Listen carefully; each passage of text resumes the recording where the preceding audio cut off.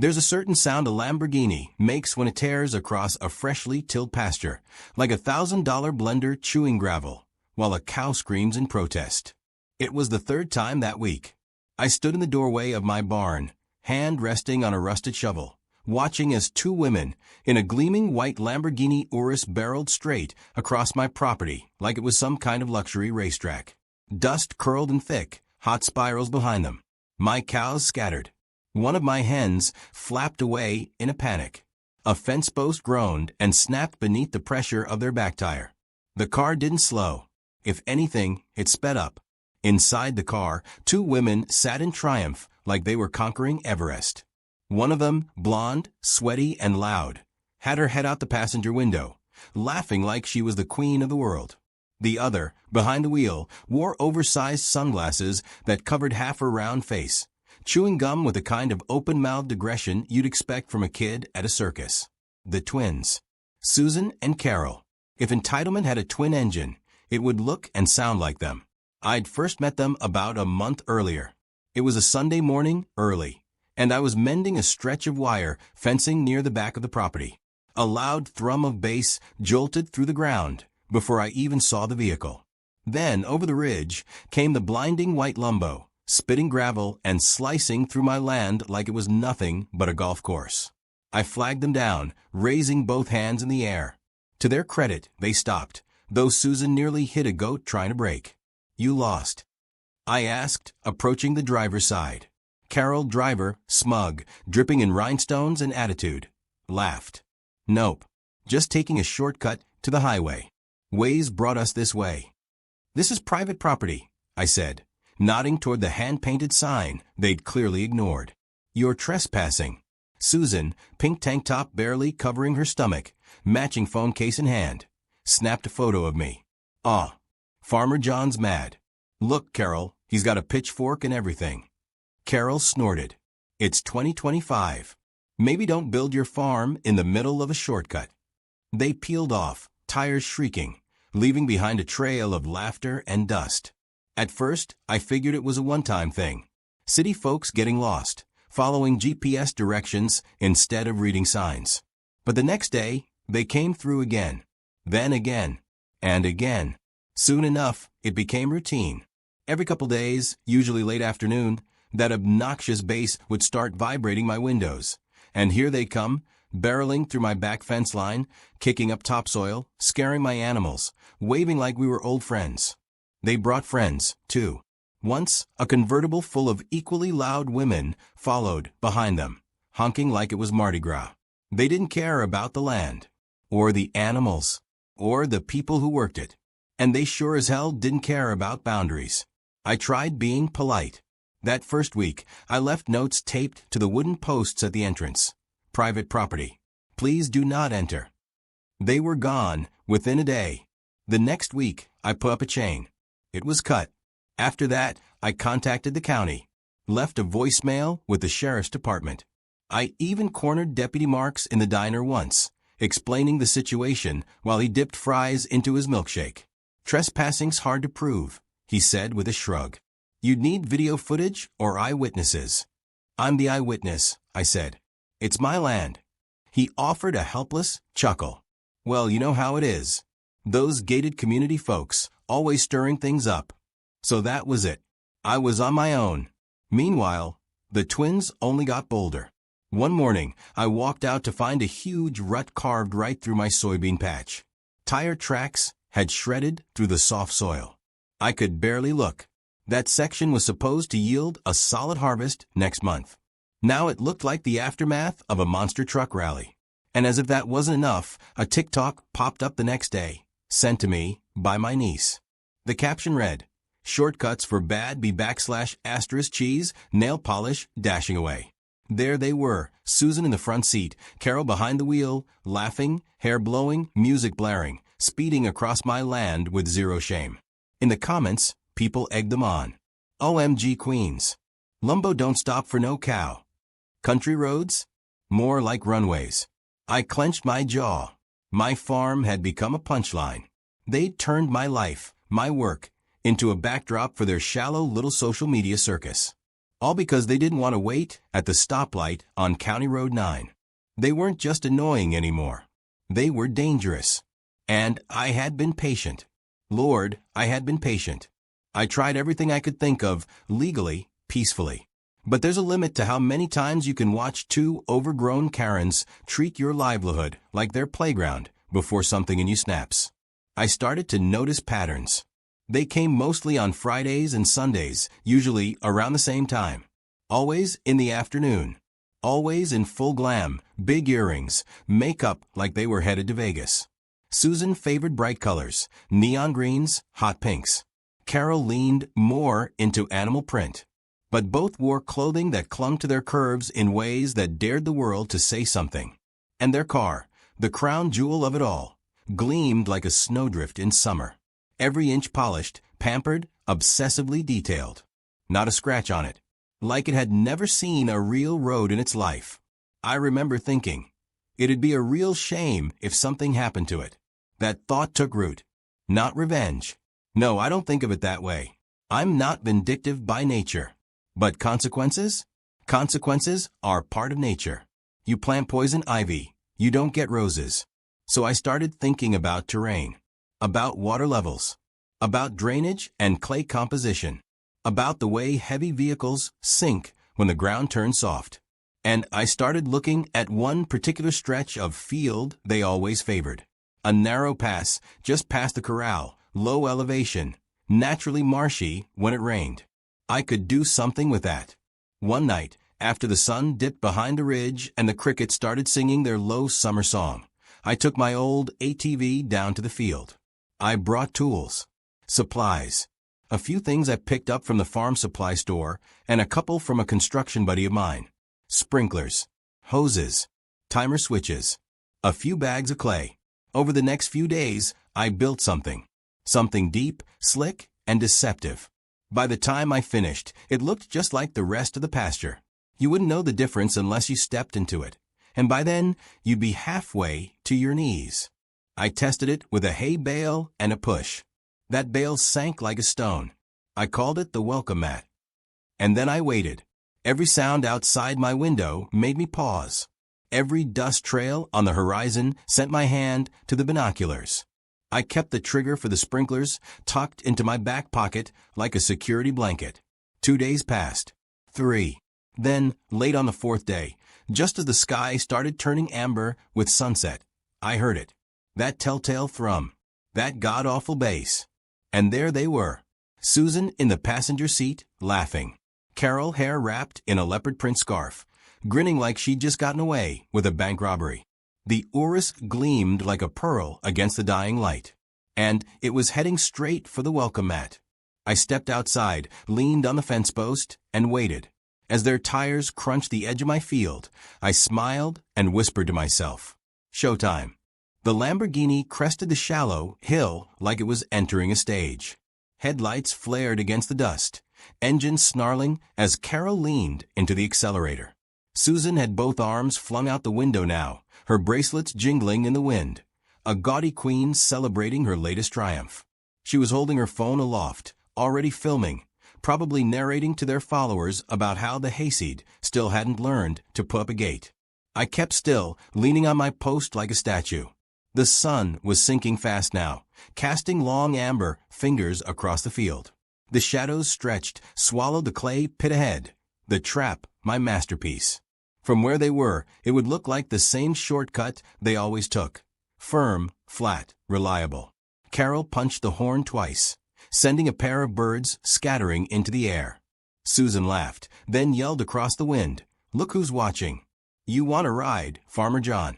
They were 30 yards from the pit now. I could see every sparkling rhinestone on Susan's oversized sunglasses.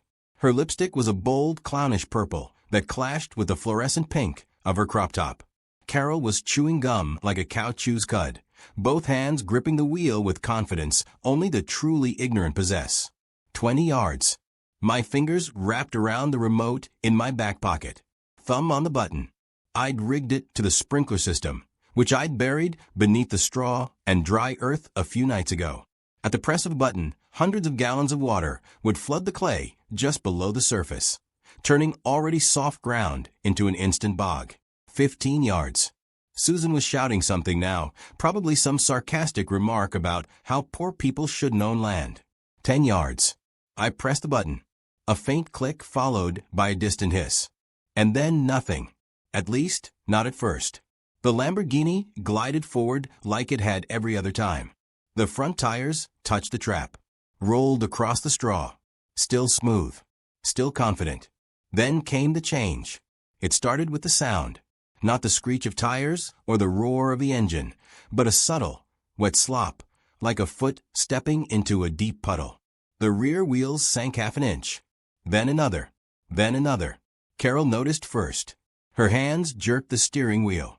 The nose of the Urus bobbed, dipped slightly, and stopped. The tires spun. Mud kicked up behind them in a high, graceful arc. Susan stopped laughing. What the? Carol floored it. That was her mistake. The rear wheels spun faster, carving grooves deeper into the pit. Waterlogged clay and cow manure shot straight into the air, slapping the undercarriage. The car jerked forward one last inch, then gave up the ghost. It sank. Not all at once. It was slower than that. More humiliating. The Lamborghini listed slightly to the right, its white paint now streaked with brown. The front end dipped as though it were bowing to the land it had insulted. Then came the groan of wet earth swallowing pride. Susan shrieked. Carol. Carol screamed. Shut up. I'm trying to. Too late. The passenger side door creaked open, and Susan stepped out, right into the muck. There was a wet splutch, and suddenly both legs were submerged past the ankles. She tried to take a step and slipped forward, face first, into the slime. Her scream was muffled by mud. Arms flailing, she scrambled to stand, only to lose a sandal and her dignity in one slick motion. I could barely hear over the sound of the engine choking and the twin sisters shouting at each other. Susan was covered in thick brown goop from shoulder to shin, dripping like a frosted cake left in the sun. Carol tried to open her own door, but paused, eyeing the swamp outside like it might bite her. Instead, she climbed out through the driver's window. It didn't help. She planted one foot on the hood for leverage, but the hood was slick with runoff now. Her foot slid, and down she went, landing hard on her side in the pit. She rolled, cursed, then froze when she realized where she was lying. In cow manure. A fresh load I had layered in the clay for authenticity. That's when the phones came out. Not mine. Not Susan's. But the friends who'd followed them in another car, parked just off the trail. 5 women in sundresses and oversized hats, all with perfectly manicured nails and an instinct for chaos. One of them pointed her phone at the scene, laughing so hard she wheezed. Oh my God, Susan, you look like a chocolate-dipped marshmallow. Another added, this is going on TikTok right now. Susan spun around and raged. Stop filming. But they didn't. In fact, they got closer. Carol staggered to her feet, hair matted to one side of her head, mascara running in rivulets down her cheeks. She was breathing heavy, fists clenched. She turned and saw me for the first time, still leaning against the fence post, arms folded, not moving a muscle. You did this, she shrieked. I raised an eyebrow. You mean build a pasture? Susan sloshed forward, pointing a dripping finger at me. You're going to pay for this, you hillbilly psycho.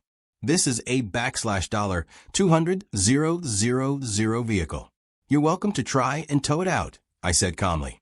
Although the last tractor that got stuck in that field needed a crane.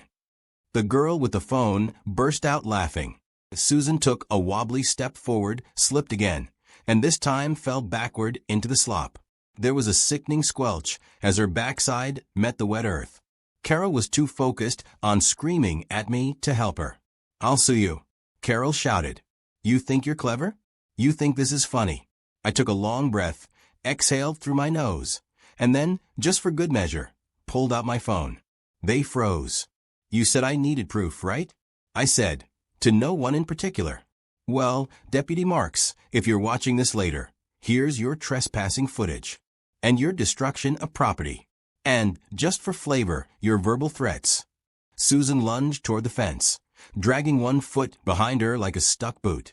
Delete that right now. Sure, I said, right after you delete my fences, crops, and topsoil. The women behind her were now full-on streaming. One girl had already gone viral for catching a duck. This was next-level content. Oh my God, Carol just ate it. Look at her knees. The sisters froze as a fresh gust of wind blew across the field, and with it came a sound they hadn't expected. Sirens. Not emergency ones, air horns. A tow truck crested the same hill they had, moving slow, driver sipping coffee, clearly enjoying the view. I'd made the call an hour earlier. The driver rolled up to the edge of the field, leaned out his window, and shouted, "You lady stuck?" Susan tried to look dignified as mud dripped from her chin. "Get this car out of here. Right now." He scratched his beard. "Not without a waiver. This terrain's a liability risk. Your insurance cover off-road." Carol blinked. "What? It's not off-road." He cut her off with a shrug. "Sure ain't a road." The twins stood there, stuck in waist-deep humiliation, their pride sinking faster than the car behind them. Meanwhile, I walked back to the barn, took a long sip of iced tea, and watched as the white Lamborghini, now a masterpiece of brown, sat embedded in the field like a forgotten relic of bad decisions. By the time the tow rig started laying boards, Susan was back to barking at the driver, and Carol was checking her reflection in her mud-smeared phone screen. But the damage was done. The sisters would never live it down. And something told me this wasn't over yet. The next morning, I woke up to silence. No roaring engines. No thumping bass.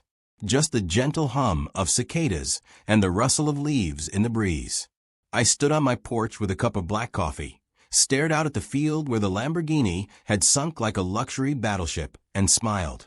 The mud had dried in thick, cracked layers across the wheel ruts, a fossilized memory of bad decisions. News travels fast in a small town. By noon, half the county had seen the video. One of Susan and Carol's so-called friends had uploaded the entire debacle to TikTok under the title, "Karens Take Luxury Shortcut. Farmer Teaches Them a Muddy Lesson, skull dot." Within hours, it exploded. Over 3 million views in the first day. By nightfall, it was on local news. The footage was cinematic. Susan face-planting into manure, Carol slipping on the hood, the Lamborghini sinking like it owed the earth money. There was even a slow-motion replay someone added with dramatic violin music overlaid. I didn't make a dime off it, but I didn't need to. That kind of poetic justice was payment enough. The town hadn't laughed that hard in years. Strangers started stopping by my farm, not to gawk, but to shake my hand. A man from 2 counties overdropped off a case of beer with a note that read, "Thanks for taking one for all of us." My neighbor Harold, who hadn't smiled since the Clinton administration, chuckled for a full minute straight when I showed him the clip. "I told you," he wheezed, "you can't polish stupid." But the aftermath wasn't all laughter and high fives. Susan and Carol weren't done. 2 days later, a crisp envelope landed in my mailbox, courtesy of a courier in a too-tight suit. Inside was a notice. The sisters were suing me for intentional property damage, public defamation, and emotional distress. The language was laughably dramatic. Phrases like psychological warfare, booby-trap terrain, and malicious intent to embarrass filled the page like it had been written by a bored screenwriter. There were even photos, blurry screenshots of them, covered in mud, scowling like overfed raccoons. I almost choked on my sandwich, but I didn't panic. I had footage, time-stamped, with visible no trespassing signs in the background. I had calls logged with the sheriff, voicemails, emails to the HOA. I had neighbors ready to testify, not just about the damage they saw, but the months of chaos these two had caused. And best of all, the video had been uploaded by their own friend, publicly, voluntarily. So I called my lawyer, an old buddy from high school named Vic, who owed me a favor after I pulled him out of a ditch one snowy Christmas Eve. Vic laughed for 2 solid minutes after reading the complaint. They walked onto your land, broke your fence, ignored your warnings, and then fell into a puddle of their own making. Let 'em sue. We'll counter. And counter we did. My complaint was simple: trespassing, destruction of property, endangerment of livestock, and harassment. I included a bill for the fence repairs, the pasture regrading, and the time I lost chasing their TikTok circus around my land. A week later, the lawsuit was dropped. Not because they backed down, but because their lawyer, some bored suburban suit who probably didn't know a John Deere from a dinner plate, took one look at the case and realized it was a media grenade waiting to explode. Instead of an apology, I got silence. And then something unexpected. The clip kept spreading. A YouTube channel picked it up for a karma compilation. Then a late-night host made a joke about the lumbo that learned humility. Before I knew it, people started following my barely used farm page. I had 1,000 followers by the end of the week. 10,000 a week later. I didn't even post anything at first. Just a picture of a muddy tire with the caption, "Sometimes the earth bites back." The comments were endless. "You're a legend. Teach me your ways, Farmer Gandalf."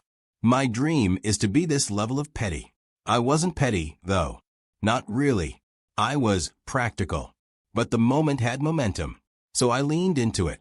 I uploaded a video. Just me, standing by the patch of land now known online as the Bog of Karen, walking folks through how to properly maintain soil drainage and deter trespassers, all legally, of course. Dry humor, no theatrics, just facts. It went viral again. Sponsors reached out. A boot company offered me free gear. A water hose brand wanted me to test their product. Within a month, I was invited to a podcast about rural justice. A guy from a small cable network emailed, asking if I'd be interested in a reality miniseries. I declined that last one. I'm not a celebrity. I'm a man with a fence and a grudge that just happened to settle itself publicly. But I'll admit, there was a certain satisfaction in knowing the world saw what I saw. Two women who thought they were untouchable, brought low by mud, pride, and poor judgment. As for Susan and Carol, well, let's just say the Lamborghini Urus never returned to my property. Or to town, really. A few months later, I saw them at the grocery store. I almost didn't recognize them.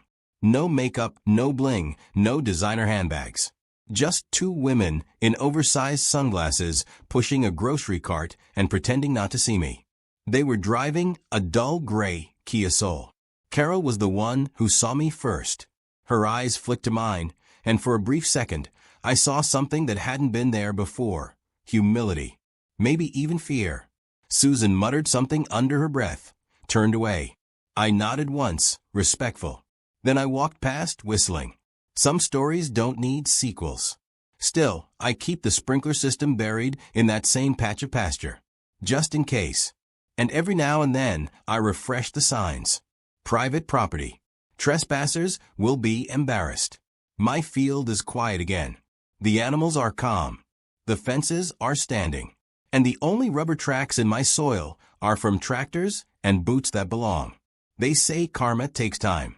But sometimes, all it needs is a little water, a little clay, and just the right amount of pushback. If you liked that little slice of karma, hit that like button, smash subscribe, and share it with a friend. Ever dealt with your own set of Karens? Drop it in the comments. And remember, don't mess with farmers. We grow more than just crops.